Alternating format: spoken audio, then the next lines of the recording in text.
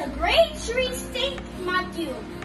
Ngayon ay ipapakilala ko ang aking pamilya. At ipapakita ko rin ang aming tahanan sa Pateros. Ito po ang aking ama na si Polly G. Sanchez. At ito naman ang aking ina na si Rhea R. Sanchez. Parehas din silang guro.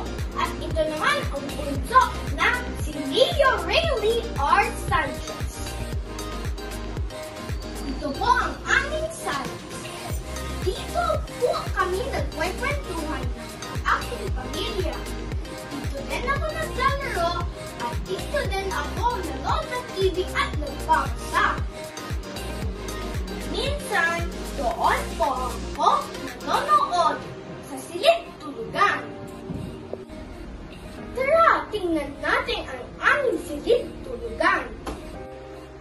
Ito po ang aming silid-tulugan. Ngayon po ang paborito kong unan.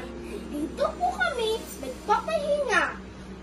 Bago matulog, binabasa ko ang Holy Bible. Ito po ang aming kusina. Dito po